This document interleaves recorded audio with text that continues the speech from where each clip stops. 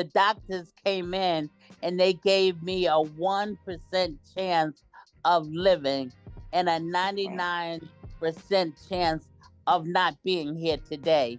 And once you stared that in the face, you start running towards your purpose, because the cemeteries are filled of unfulfilled potentials, dead dreams and visions.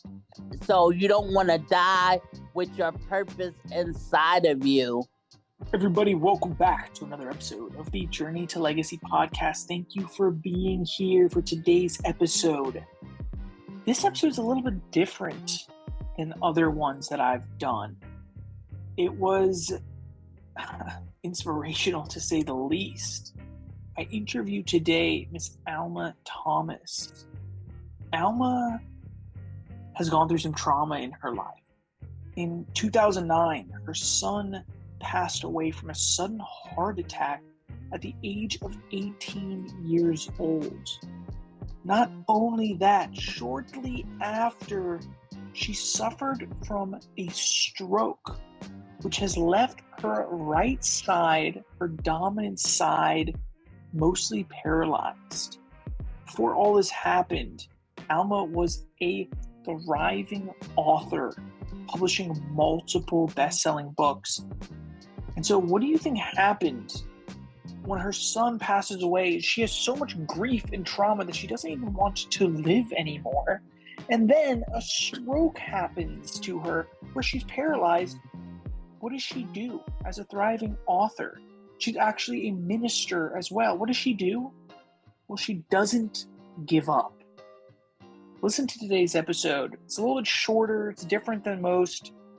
Some pieces might be a little bit difficult to hear, so I recommend just listening to this on regular speed.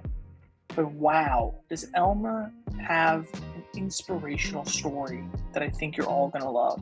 Thank you for being here today. If you enjoyed the episode as much as I did, share it with anybody and everybody you can. Miss Alma, thank you so much for being here today. Yes, as we were talking earlier, I was telling you that in 2009, I lost my only son to heart disease. He had a heart attack at 18 years old.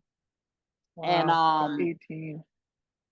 And that after going to EAP and dealing with my mental health, one of the ways in which I learned how to cope with my son's death was I turned my pain into passion, and I started a scholarship in my son's honor. And to date, I've given, just out of money that we raised from my friends and my family. It's not a not-for-profit organization.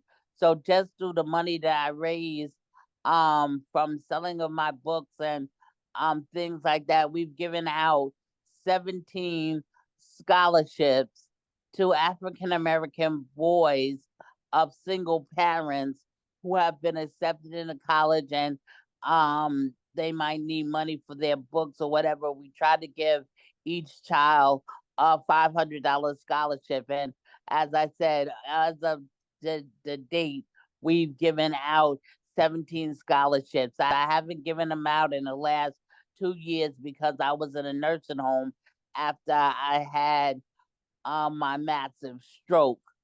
But the thing that I want to let business people know, sometimes you might start a business and that business might fail.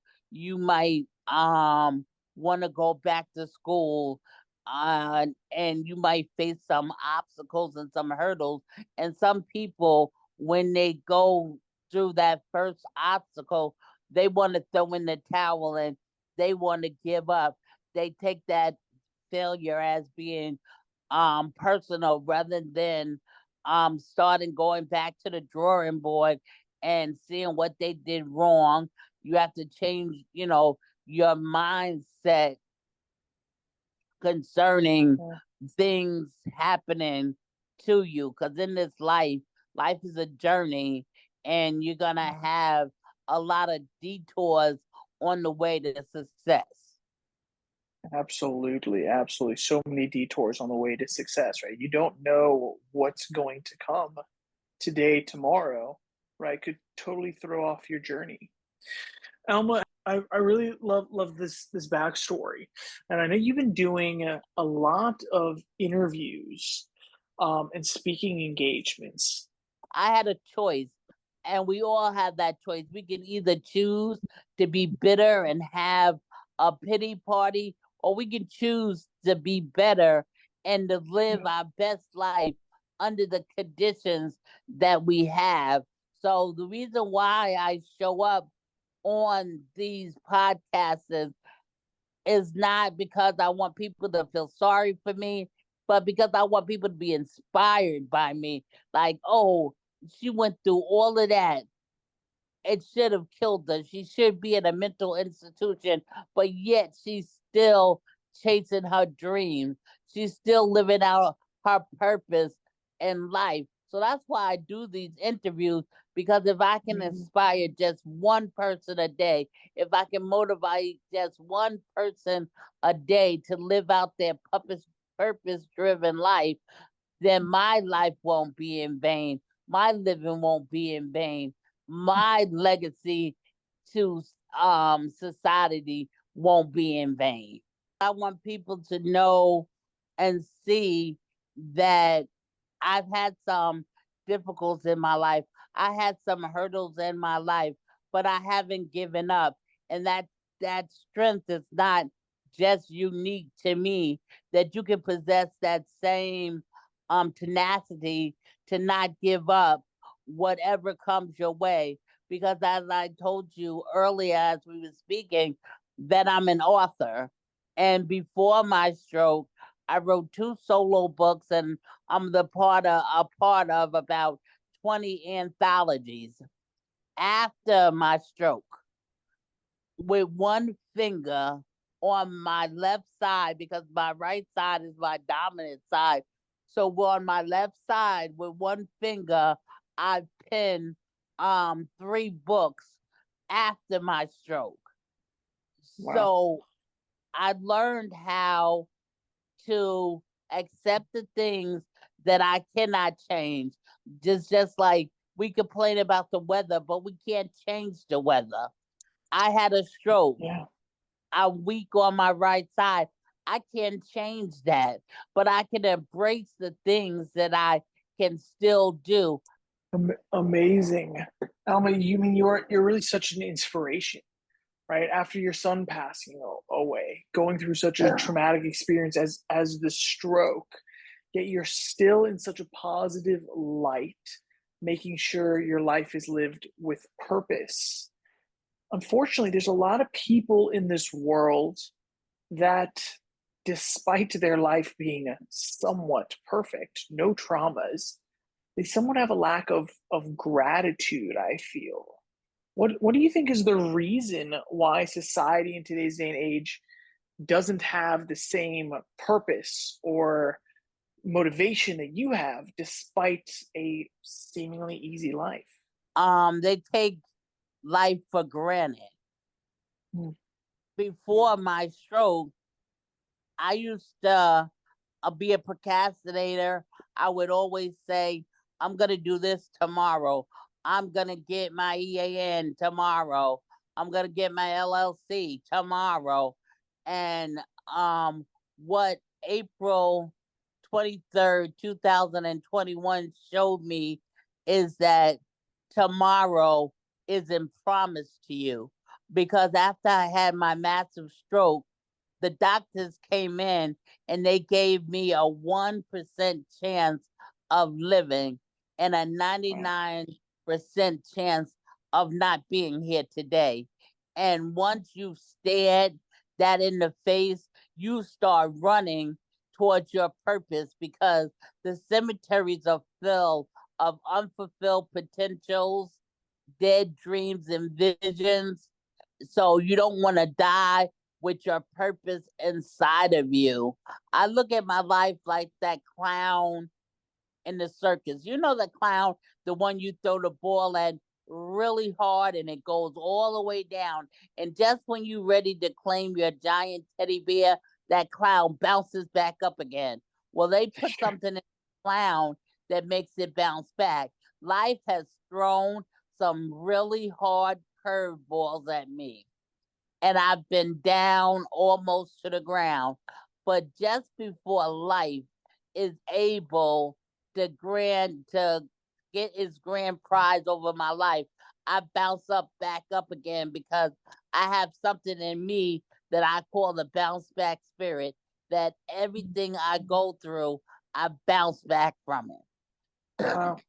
Wow. And so it sounds like it might be something that's just innately inside of you.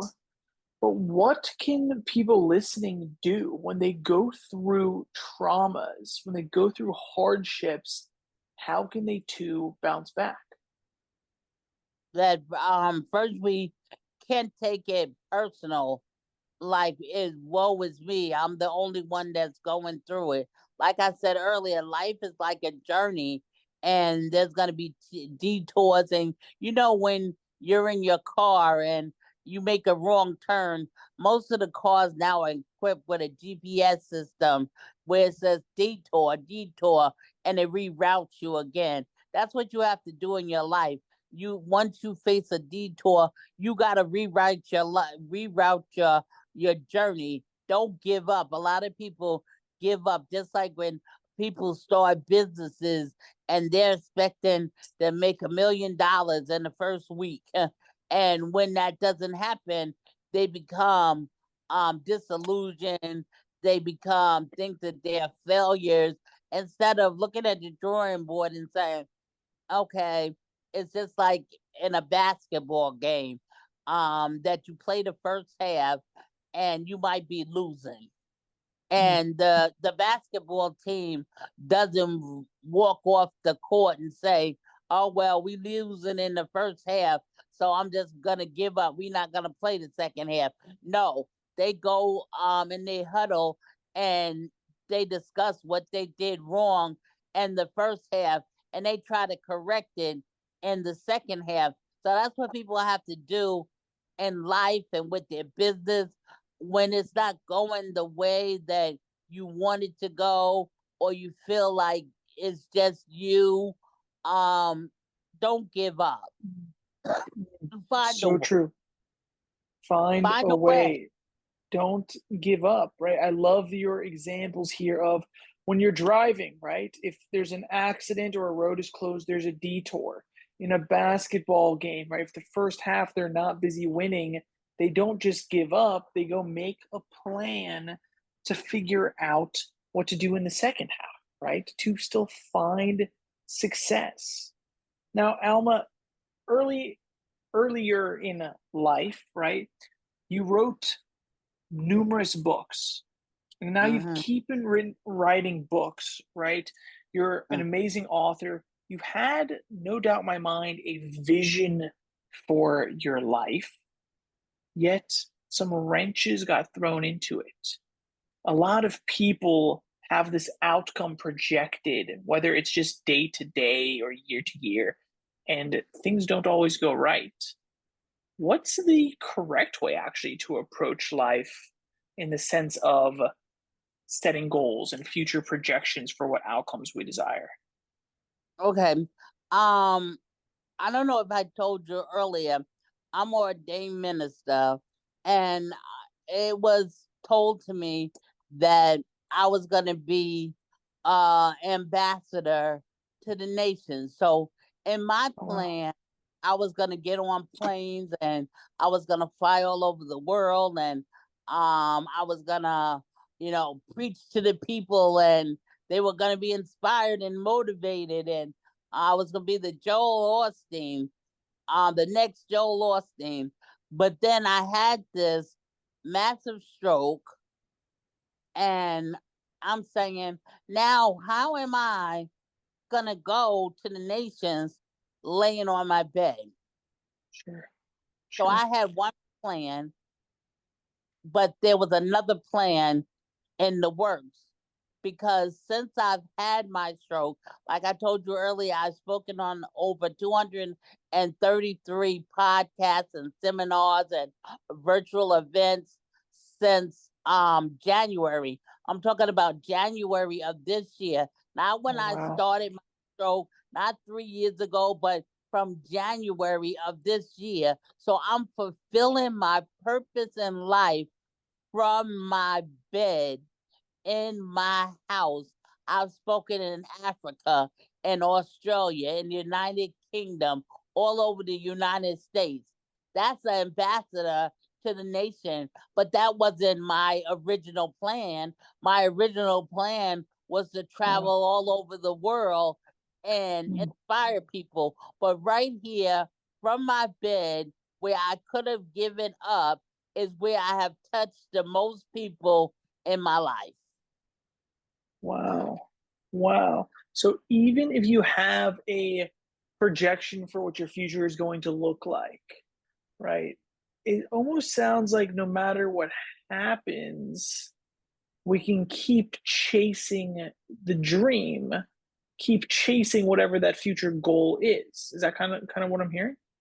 Right. That it may not happen the way you envisioned it. Like sometimes when people start their business, like I said, they feel like they're gonna start.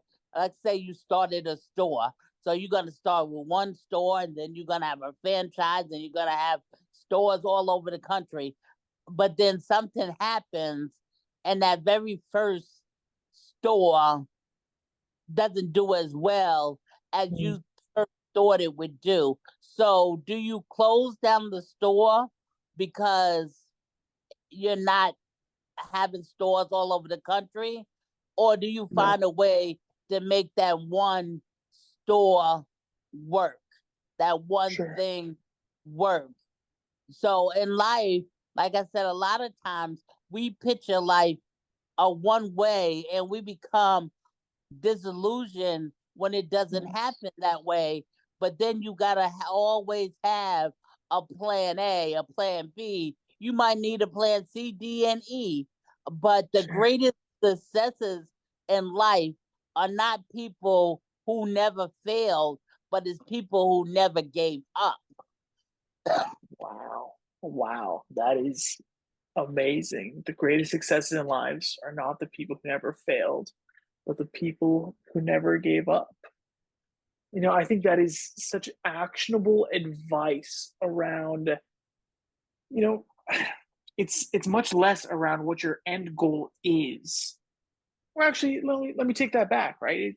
What you're talking about is have a projection, have an end goal, but your day-to-day actions that you're taking, don't be too married to them, right? It's like, Right. sure, try and do.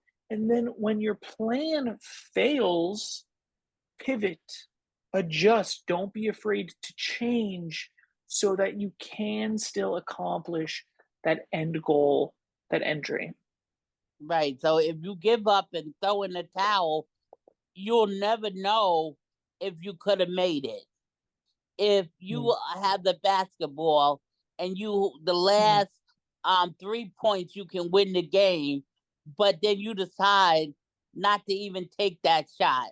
You already convinced sure. yourself in your mind, I can't make that shot. And instead of trying, you just throw the ball down and the other team automatically wins. Or do you take the shot and then if you fail, take it again? Know what you did Mm, wrong. Just my main point is that just, don't give up. And like I said, in writing, I didn't give up. That when I found out the first time when I tried to type on my computer, I found that I couldn't do it. It wasn't comfortable for me to type. But then people were saying, well, use your voice. And then I got frustrated because when I was using my voice, the machine was typing what it wanted to type. And so sure, then I sure. discovered that I can do Google Docs on my phone and type a whole book on my phone and send it to the editor.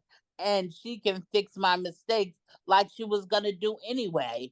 So I could Yeah. have given up and said, oh, I can't do this on a computer because I'm used to typing on the computer. So I never used my phone for a whole book. Sometimes I would use my phone to jot down a few ideas, but I never used my phone for a whole book. But I discovered it was easier to do it on my phone. So I didn't give up. I tried various methods and I kept trying until I found one that worked for me. Wow. Excuse me. No, you're fine. I'm fine. Alma, thank you so much for sharing this with us, for being here today. You know, the overall theme of the show is around legacy, right? And the journey. You've been through so many ups and downs. You're so inspirational. What's the legacy that you want to leave on this world, and how can others work to leave a legacy for themselves? The legacy that I want to leave is that I ignited the dreamer in other people. That by a lot of things that we go through in life aren't for us, but it's for someone else to learn from it. So Wow. if people can listen to my story and understand that everything I'm doing from my hospital bed and my living room, and you have your 2 feet and you have your 2 arms, and you can walk and go anywhere you want to go. Why are you not living your dream life? Why? What does your dream life look like? What legacy you gonna leave for your children? So my legacy that I'm leaving for my daughter, who is my why, is never give up. Amazing. I think everybody is going to be very inspired listening to this. They're all going to take that message with them to never give up. Because if there's somebody like you in this world that is still pushing forward so hard to help others when they're faced with such difficulty, like you said, everybody out there that's listening that has 2 legs, 2 arms, they can walk and get around, speak and write totally normally, they have no excuse. Alma, thank you so much for your time. I really appreciate you today. Thank you for having me on your platform on today and allowing me to be transparent as I tell my story. Thank you again, Miss Alma Thomas, and thank you everybody for listening in today. Did I tell you it was going to be inspirational, or did I tell you it was going to be inspirational? She has such an unbelievable story, such unbelievable resilience, and I hope for all of you out there, when times get tough, when you feel like giving up, remember this story. Remember this episode. Save it if you need to. Refer back to it if you need to. But as long as you take one thing away from this, just don't give up. Keep chasing your dreams. Pivot as much as you need to. But remember, tomorrow is not guaranteed. So get going. Everybody, thank you for being here so much. Please share the episode. Until next time, my name is Wayne Veldsman, and you've been listening to the Journey to Legacy podcast.